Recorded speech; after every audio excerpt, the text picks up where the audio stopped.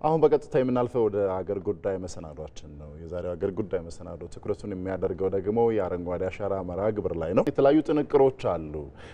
ከዛ በተጨማሪ ደግሞ እንግዶችንም ጋብዘናል። መረጃዎችን እየሰጠናችሁ ቆይታ እናደርጋለን። ወደ ጥንቅሮቹ እናምራ። ወደ ቀዳሚው ጥንቅር ስናልፍ ዘንድሮ ለሚከናወነው የአረንጓዴ አሻራ መርሃ ግብር በምርምር የተሻሻሉ የአትክልትና ፍራፍሬ ችግኞችን ማዘጋጀቱን የመልካሳ ግብርና ምርምር ማዕከል ገልጿል። ማዕከሉ አርሶ አደሩንና ተቋማትን የምርጥ ዘር ብዜት ተጠቃሚ እንዲሆኑ ለማስቻል እየሰራ መሆኑንም እንዲሁ ገልጸዋል። ይድነቃቸው ሰማው ይሄንን ጉዳይ አዘጋጅቶታል። ጌታቸው ባልቻ ደግሞ ያቀርበዋል። የአዳማ ጋርመንት ኢንዱስትሪ ሰራተኛ የሆኑት ምክትል መቶ አለቃ መሰረት ያየውና መክራ ወዳጆ በተቋሙ ግቢ የተከሏቸውን የተለያዩ አትክልትና ፍራፍሬ ምርቶች ለምግብ ፍጆታና ለገበያ በማቅረብ ተጠቃሚ መሆናቸውን ይናገራሉ። ብዙ ነገሮችን ነው የምናመርተው። ፓፓያ አለ፣ ሙዝ አለ፣ አቮካዶ አለ። ፓፓያ ለግቢ ሰራተኛ ከተረፈ ለራሳችን ከተጠቀምን በኋላ ለነጋዴ እንሸጣለን። ለግቢ ሰራተኛችን በተመጣጣኝ ዋጋ፣ ለነጋዴ በውጭኛው አጣርተን በውጭ ዋጋ እንሸጣለን። ሙዝ ለግቢ ሰራተኛ ነው የምንሸጠው። እስካሁን ለነጋዴ ሽጠን አናውቅም። አሁን አቮካዶ አለ። አቮካዶ እየደረሰ ነው። ሰራተኛ የተጠቀመበት ነው። ለምሳሌ አንለምን ከሚለው ግዛት ወደ ውጪ አይወጣም፣ ገበያ አንወጣም። እዚህ በቅናሽ ዋጋ እንትን እያልን እየሰራን እየኮተኮልን ውሃ እያጠጣን በቅናሽ ዋጋ እዚህ ሰራተኛ ይጠቀሙበታል ማለት ነው። በግብርና ባለሙያዎች የሚሰጣቸው ሙያዊ ድጋፍም ስራቸውን ውጤታማ ማድረጉን የገለጹት ግብርና ባለሙያዎች ይሰጡናል። ችግኝ እናመጣለን ከነሱ አምተን ከዚህ ከተከልን በኋላ ነው ከግብርና ባለሙያዎች እኛም ጥቅም ላይ ያዋልን ያለን። እነሱም እየመጡ እንክብካቤ ያደርጉልናል። የጎደለ ነገር ካለ ይሄ ጎሏል አስተካክሉልናል፣ የሚሰራ ነገር ካለ ይሄ እናስተካክሉ ይያሉ። የአረንጓዴ አሻራ መርሃ ግብር ግብርና ምርምር ተቋማት የተለያዩ ቴክኖሎጂዎችን በማፍለቅ ተደራሽነታቸውን እንዲያሳድጉ እያገዘ መሆኑን የዘርፉ ባለሙያዎች ተናግረዋል። የግሪን ሌጋሲውንም ለማሳካት ምርምሩን በዚሁ ለማስቀጠል እየሰራናቸው ያሉ የምርምር ውጤቶች አሉ። እነኚህን የምርምር ውጤቶች ችግኞችን እንዲባዙ ማድረግ ነው የመጀመሪያው ስራ። ችግኞችን እንዲባዙ ማድረግ ነው። ሁለተኛው ለተጠቃሚዎች እንዲደርሱ ማድረግ ነው። ተጠቃሚዎች ከደረሱ በኋላ ወይም የሚተከሉበት ቦታ ላይ እንክብካቤና ክትትል ማድረግ ነው። ለምርምር ብለን የምንተክላቸው የግሪን ሌጋሲው አካል ናቸው። እኔ ልመራመርበት የተከልኩትን አቮካዶ የሚቆየው ለ50 ለ60 ለ70 ዓመት ነው የሚቆየው። ለ5 ለ6 ዓመት ለ10 ዓመት በትንሹ ይቆያል። ምርምር እንኳን ለመስራት ማለት ነው። የመልካሳ ግብርና ምርምር ማዕከል በምርምር የተሻሻሉ የአትክልትና ፍራፍሬ ዘሮችን ለህብረተሰቡ ተደራሽ በማድረግ የአረንጓዴ አሻራ ስራ ውጤታማ እንዲሆን የራሱን ድርሻ እያበረከተ ይገኛል። ከባለፉት 6-7 ዓመት ጀምሮ በአሁን ባለንበት የአረንጓዴ አሻራ መርሃ ግብር ውስጥ በጣም ከሚጠቀሱት ውስጥ እነኚህ የሚበሉ የዛፎች ወይም ደግሞ የፍራፍሬ ዛፎች የሚባሉ በጣም ወሳኝ ናቸው ማለት ነው። አንደኛ የደን ሽፋናችንን ከመጨመራቸው በተጨማሪ ለምግብነት የምንጠቀማቸው፣ ለገቢ ምንጭነት የምንጠቀማቸው እንዲሁም ደግሞ የምግብ ራስን ከመቻል ውስጥ የምግብ ዋስትናችንን ከማረጋገጥ ኒውትሪሽስ የሆኑ ምግቦችን ከማግኘት አንጻር የአትክልትና ፍራፍሬ ድርሻ በጣም ትልቅ ነው። እኛ እንደ ምርምር ማዕከል እንግዲህ አንደኛው ስራችን ምንድነው የተሻሻሉ ዝርያዎችን ከውጪ በማስመጣት በማላመድ ወይም ደግሞ እዚሁ በማፍለቅ ቴክኖሎጂውን ተጠቃሚዎች ጋር ማድረስ ነው። አርሶ አደሩና ተቋማትን ተጠቃሚ የማድረግ ስራ መከናወኑንም ዋና ዳይሬክተሩ አብራርተዋል። ከኛ ጋር ለምሳሌ የሚወሰዱ አርሶ አደሮች ቢያንስ አቮካዶን ብንወስድ ሙዝም እና ማንጎም ብንወስዳቸው አንደኛ ተጠቅሞ ህይወታቸውን ኑሯቸውን ያሻሻሉ አርሶ አደሮች አሉ። አቮካዶም በመሳሌ ብንወስድ አቮካዶ ከበላን ምግብ ነው፣ የቤተሰብ የምግብ ችግርን ይቀርፋል። በዛ ላይ ደግሞ የይዘቱ ኑትሪሽስ ነው፣ ከጤናም ከመንጻር በጣም አስፈላጊ ሰብል ነው።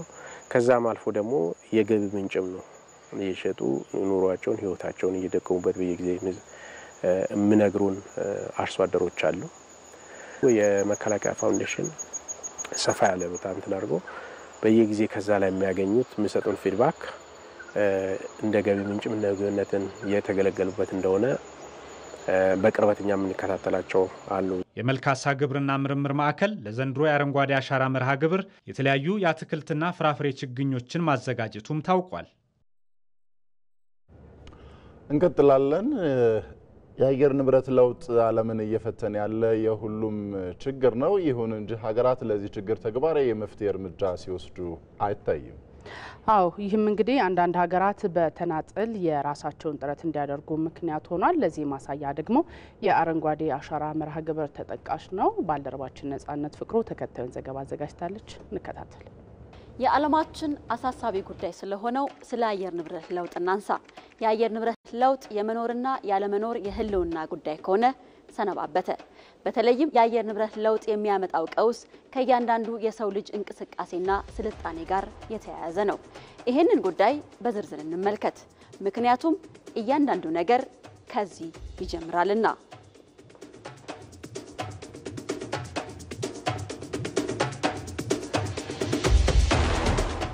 የዓለማችን አሳሳቢ ጉዳይ ስለሆነው ስለ አየር ንብረት ለውጥ እናንሳ። የአየር ንብረት ለውጥ የመኖርና ያለመኖር የህልውና ጉዳይ ከሆነ ደግሞ ሰነባበተ። ከዚህ በፊት የተስተካከለ የአየር ሁኔታ የነበራቸው የዓለማችን አካባቢዎች በረሃማነትን እየተላመዱ መጥተዋል። በግግር በረዶ ተራራዎች የሚታወቀው የአርክቲክ አካባቢ በከፍተኛ ሙቀት ምክንያት እየቀለጠ ወደ ውቅያኖስ እየገባ ይገኛል። ይህም በውቅያኖሶች ዳርቻ የሚገኙ ከተሞች እየሰመጡ በመምጣታቸው እንዲነሱ አሊያም ለመነሳት እንዲዘጋጁ እያደረገ ነው። በዚህ የአየር ንብረት ለውጥ ምክንያት የግብርናውን ዘርፍም ዘርተው የማያጭዱበት እየሆነ መጥቷል። ለዚህ የአየር ንብረት ለውጥ መንስኤ ደግሞ ከሰው ልጅ የዕለት ተዕለት ኑሮና የስልጣኔ ጉዞ ጋር ተያይዞ የሚነሳ ነው። ይህንን ጉዳይ በዝርዝር እንመልከት። ሁሉም ከዚህ ይጀምራልና። የአየር ንብረት ለውጥ ሁሉንም የሚነካ ቢሆንም በአብዛኛው ግን በማደግ ላይ ባሉና ደሃ ሀገራት በሚባሉ ተጽዕኖ ከባድ ነው። ይህንን ችግር ብሎም ጉዳት ለመቆጣጠርም ድጋፍና ትብብር ያስፈልጋል።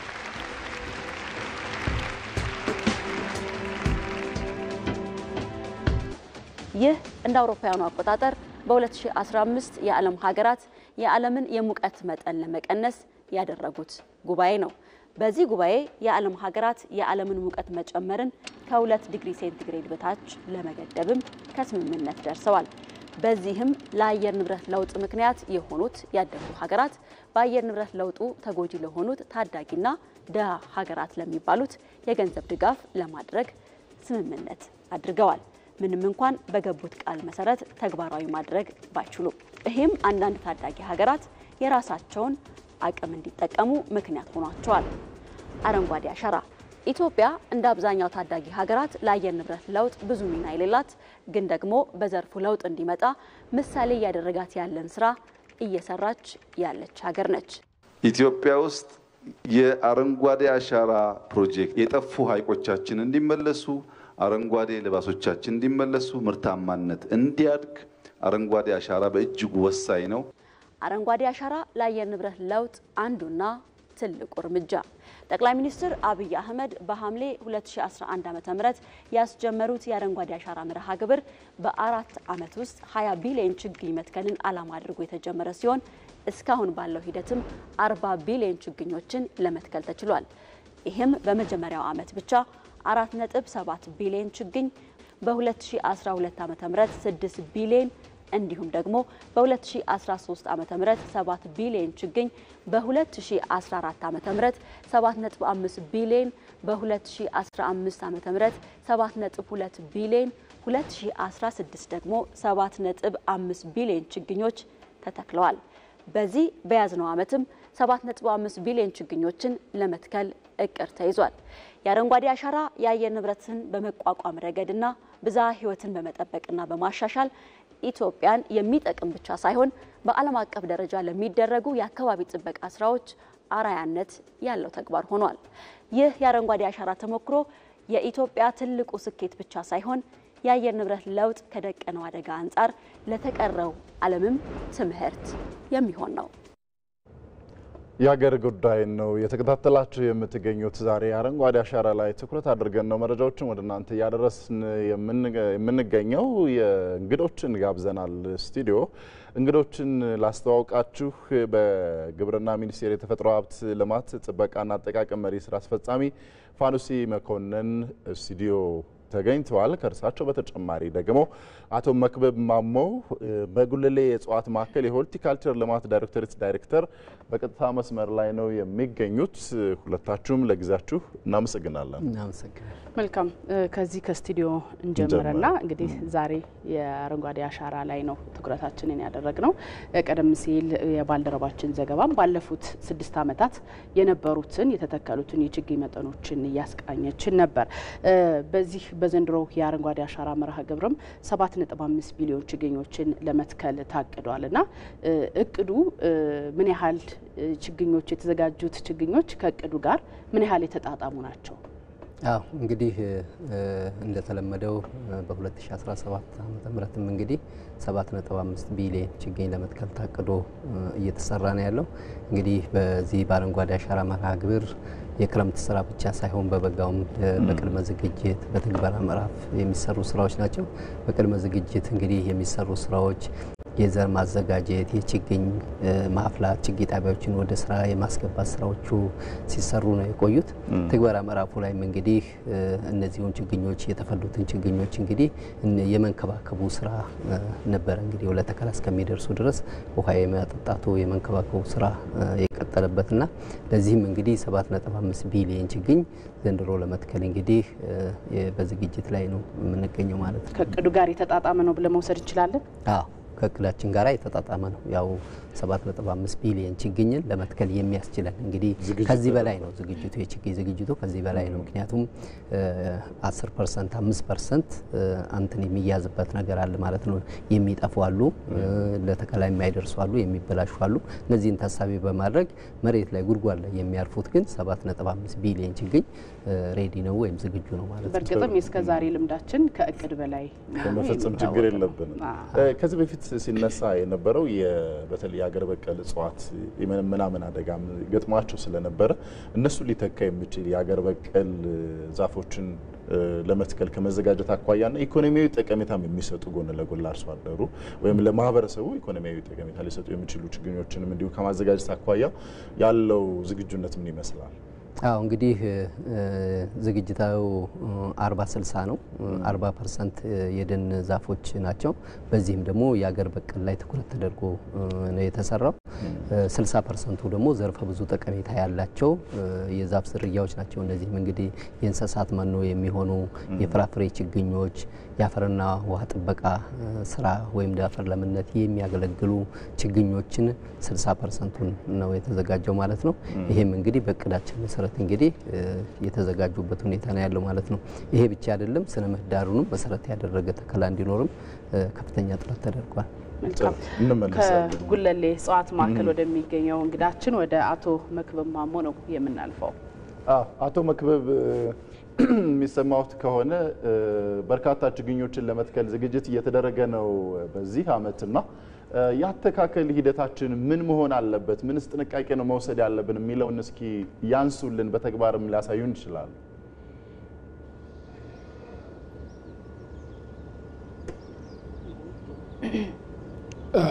መልካም አመሰግናለሁ። መክብብ ማሞ በጉለሌ እጽዋት ማዕከል የሆርቲካልቸር ልማት ዳይሬክቶሬት ነኝ። በዋናነት በመጀመሪያ እዚህ የምናየው አጠቃላይ የችግኝ ዝግጅት እና የተከላ ሂደትን ነው። አጠቃላይ በችግኝ ተከላ ሂደት ላይ በዋናነት መስራት ያለብንና መስራት የሌለብን ሂደቶችን ነው የማሳየው። በመጀመሪያ ደረጃ የተዘጋጀ ችግኝ አለ። የተዘጋጀ ችግኙ በቦታው ላይ ተመጣጣኝ ጉድጓድ የማዘጋጀትና እንደዚሁም ሲተከል ይችን ጠርዝ ጠብቀን ግንዱ እንዳይሸፈን ጠርዟን ጠብቀን በትክክል ይችን ፖት ጉድጓዱ መሀከል ላይ ማስቀመጥ ነው። ይሄ ጉድጓድ የችግኝ ጽድቀትን የሚያበላሸው በዋናነት ጉድጓዱ ላይ ውሃ ሲጠራቀም እንደዚሁም በበቂ አፈር መልሰን ካልሞላ ነው በእንትን እድገቱ ላይ በትክክል የምንፈልገውን ውጤት አናገኝም ማለት ነው። ስለዚህ ጉድጓዱ ተዘጋጅቷል፣ በቂ አፈር አለ። ይሄ በቂ አፈር ተመልሶ ይሞላል ማለት ነው። ስለዚህ ይሄ ላስቲክ እዚህ ላይ ያለው እንደዚሁ አንጨምርም። ይሄ ላስቲክ በትክክል ተቀዶ መወገድ ያለበት ማለት ነው። ይሄን የማስወገድ ስራ ይሰራና ይችኛዋን የችግኟ ስር ሳትታጠፍ አንዱ ለጽድቀት ችግር እንትኑ የችግኙ ስር በዚህ መልኩ ማለት ነው። ይሄውን ትክልክል ያለ ነው። እነኚህን ፈርፈር ይደረግና በትንሹ ከነባሩ አፈር ጋር እንዲዋሃድ ይደረጋል ማለት ነው። ስለዚህ ዝም ብለን ስሩ ከታጠፈ አይጸድቅም። ስሩ እንዳይታጠፍ ማድረግ ነው። ስሩ እንዳይታጠፍና አሁን እንደዚህ ብከተው እስከዚህ እስከ ግንዱ ድረስ ሊሞላ ነው። ይሄ ይበሰብሳል።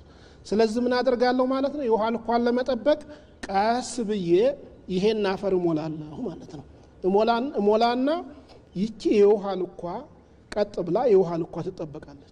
የውሃ ልኩ ከተጠበቀ በኋላ ይሄንን አፈር የመመለስ ስራዎች ይሰራሉ።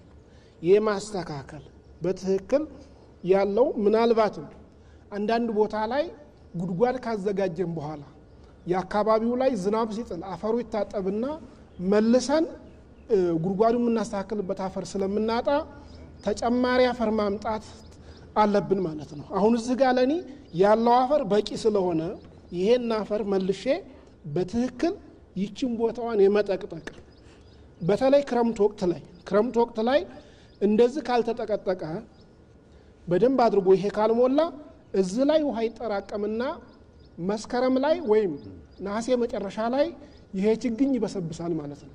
ስለዚህ በውሃ ያጠቃዋል። ውሃ ካጠቃው ደግሞ ክረምት ላይ ከፍተኛ ውሃ ጉድጓዱ ማጠራቀም ስለሌለበት ይሄ አፈር በሙሉ በተለይ ለማፈሩ ይችን የውሃ ልኳን ጠብቆ በትክክል እንደዚህ ተደምድሞ መተከል አለበት ማለት ነው።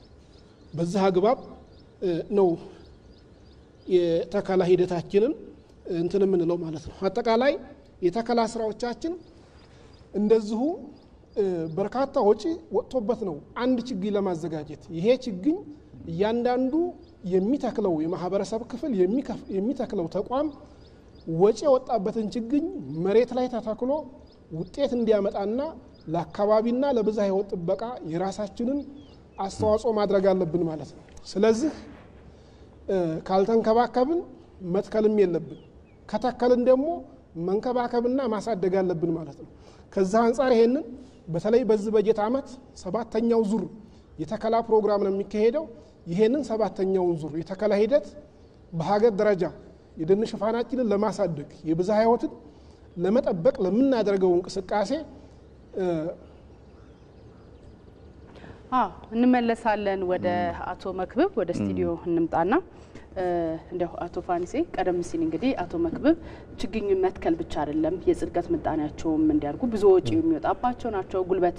ብዙ ጉልበትን የሚጠይቅ ስለሆነ እንክብካቤውን በደንብ አተካከሉን እያሳዩን ነበረ። እንደው ይህንን ካለፉት 6 ዓመታት የአረንጓዴ አሻራ መርሃ ግብር ምን አይነት ልምድ ተወሰደ? ዘንድሮ ለምን ተክለው ምን አይነት ወሳኝ ልምዶችን ወሰድን?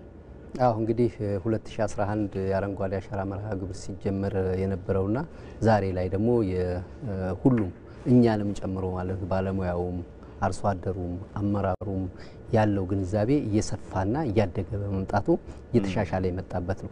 ቅድም ሲያሳዩት እንደነበረው ባለሙያው ችግኝ ጽድቀትን የሚወስኑ ዋና ነገሮች አሉ። እነዚህን በጥንቃቄ ካልሄድንባቸው ችግኙ ለተፈለገው ዓላማ አይውልም ማለት ነው። ለምሳሌ ችግኝ በፕላስቲክ ፖት መዘጋጀት፣ ቅድም ቀዶ ሲጥላት የነበራት ፕላስቲክ ፖት በዛ ውስጥ የተመጣጠነ አፈር እንዲኖር ያስችለዋል ማለት ነው። ስለዚህ በፕላስቲክ ፖት ችግኝን ማፍላት አንዱ የጽድቀት ምጣኔን የሚወስን ነገር ነው ማለት ነው። ሁለተኛው የጽድቀት ምጣኔን የሚወስነው የመትከያ ጉድጓዶችን ቀድሞ ማዘጋጀት ነው። ከተከላ በፊት ከ1 ወር ከ2 ወር በፊት ቀድሞ ጉድጓዱ ተብላልቶ መጠበቅ አለበት ማለት ነው።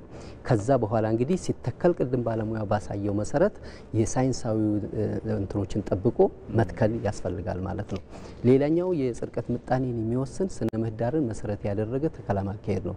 የቆላን ደጋ የደጋን ቆላ ብናደርገው ለእንትን ጽድቀቱን በጣም ይቀንሰዋል ማለት ነው። ስለዚህ የጽድቀት ምጣኔውን እንዲያድግ የስነ ምህዳርን የጠበቀ አተካከል ያስፈልጋል ማለት ነው። ስለዚህ እነዚህን ነገሮች ካልተገበርን የምንተክለው ችግኝ ላይጸድቅ ይችላል ማለት ነው። ችግኝ የምንተክለው ተተክሎ በቅሎ ጸድቆ ለሚፈለገው ዓላማ እንዲውል ማድረግ ነው ማለት ነው። ለዚህ ደግሞ እነዚህ ቅድም ያነሳኋቸውና ከተከላ በኋላ ድህረ ተከላ ላይ የሚደረጉ እንክብካቤዎች ናቸው እንግዲህ የጽድቀት ምጣኔንና ለምንፈልገው ዓላማ ችግኝ እንዲሉ የሚያደርጉት ማለት ነው። ስለዚህ እነዚህን በጥንቃቄ መተግበር ያስፈልጋል ማለት ነው። የጽድቀት ምጣኔያችን በምንፈልገው ደረጃ ልክ ሂዷል ማለት እንችላለን ባለፉት ዓመታት? አዎ ማለት እንችላለን። ምክንያቱም አሁን የጽድቀት ምጣኔን ስናየው ከ2011 2012 13 እያለ የጽድቀት ምጣኔው እንደዚሁ እየጨመረ ነው የሄደው ማለት ነው። የጽድቀት ምጣኔን የሚወስኑና ጸድቋል ወይም አልጸደቀም ፐርሰንቱ ይሄ ነው የምንለውን ነገር የሚያደርጉልን ሳይንሳዊ እንትሮች አሉ። ለምሳሌ ከ74% በታች ከሆነ የጽድቀት ምጣኔው ዝቅተኛ ነው የሚሆነው ማለት ነው። መልሶ መተካት ይጠበቅብናል ማለት ነው።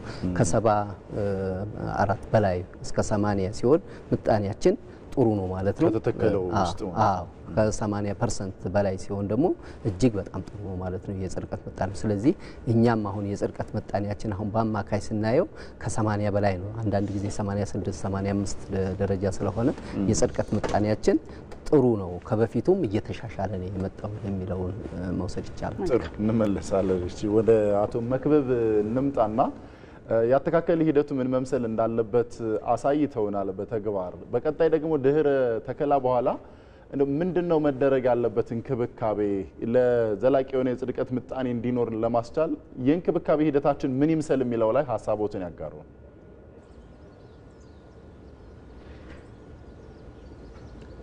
መልካም እንግዲህ አጠቃላይ የምንተክላቸው ችግኞች የጽድቀት መጠን ምን መሆን አለበት ነው። የጽድቀት መጠናችንን ለማሻሻል የሚያስችሉ ነባራዊ ሁኔታዎች በመጀመሪያ ደረጃ ከቦታ መረጣ ይጀምራል። የት ቦታ ምን አይነት ችግኝ መተከል አለበት? ያገኘነውን ችግኝ ሁሉ በማይመጥነው ቦታ ምቹ ባልሆነ ሁኔታ ሊተከል አይችልም። ስለዚህ የምንመርጠው አካባቢ የትኛው የት ቦታ ላይ ምን አይነት የእጽዋት ዝርያ፣ ምን አይነት የዛፍ ዝርያ፣ ምን አይነት የውበት እጽዋት የት ቦታ መተከል አለበት የሚለውን በትክክል ቦታ እንመርጣለን ማለት ነው።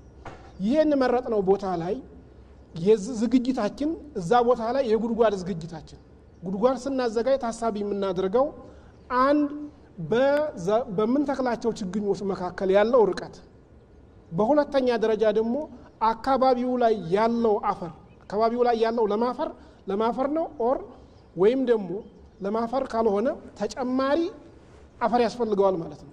ስለዚህ እዛ አካባቢ ላይ የአፈር እጥረት ካለ ከመትከላችን በፊት ተጨማሪ አፈር ማቅረብ አለብን።